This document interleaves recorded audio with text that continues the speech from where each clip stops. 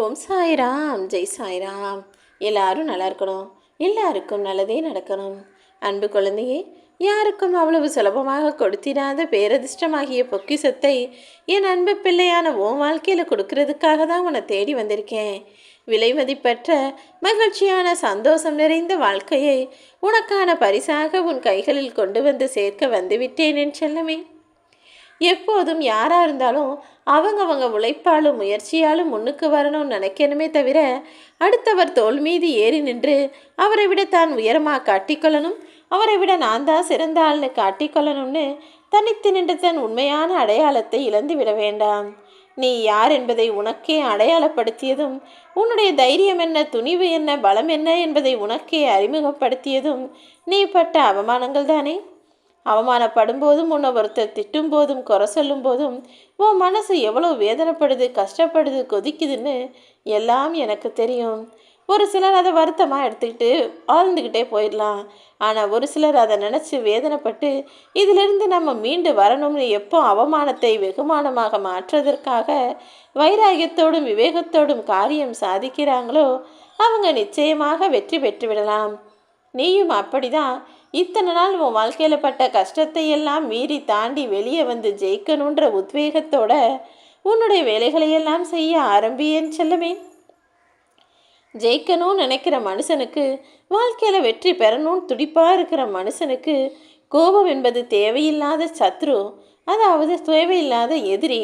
அப்படிப்பட்ட எதிரியை நீதானே அடக்கி ஆண்டு உன் கட்டுக்குள் வைத்து கொள்ள வேண்டும். கோபம் எப்போ வருது? நீ செஞ்ச செயல் எதற்காவது நீ அதிகமாக கோபப்படுவாயா? நிச்சயமா இல்லை. வேறு யாரோ ஒருத்தர் உன் மனசுக்கு பிடிக்காத, நீ நினைக்காத, நீ விரும்பாத செயல்களை செய்யும்போது மற்றவர்களின் செயல்களின் காரணமாக உனக்குள் வருவது தானே அந்த கோபம்.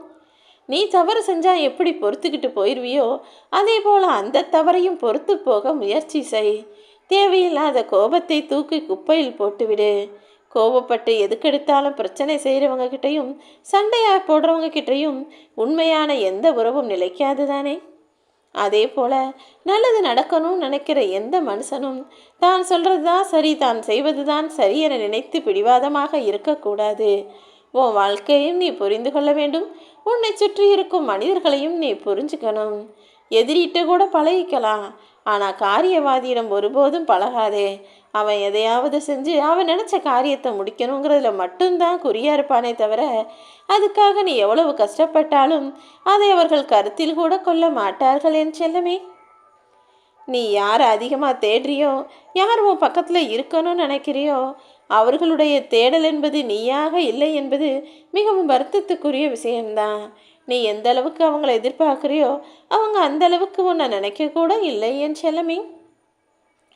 நீயும் யாரையும் காயப்படுத்தாமல், யாரிடமும் எதையும் எதிர்பார்க்காமல், யாரிடமும் காயப்பட்டு விடக்கூடாது என நினைத்தால் தனிமையோடு இருப்பதுதான் உனக்கான சரியான விஷயமா இருக்கும்.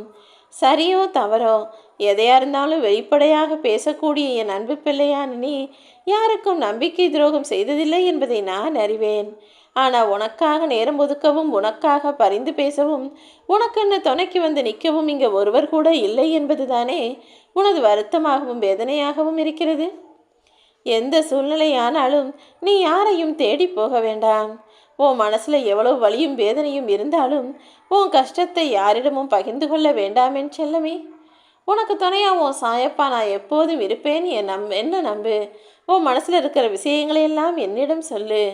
எந்த நிலையிலும் உன் வீடு தேடி வரக்கூடிய மனிதர்கள் உனக்கு கெடுதல் செய்தவராக இருந்தாலும், தவறு செய்தவராக இருந்தாலுமே கூட, உன்னை அவமானப்படுத்தியவராகவே இருந்தாலும் கூட, உன் வீடு தேடி வந்து நிற்கும் போது அவர்களை அவமானம் செய்தாதே. ஏன்னா நிலைமை எப்போ எப்படி வேண்டுமானாலும் மாறுமல்லவா.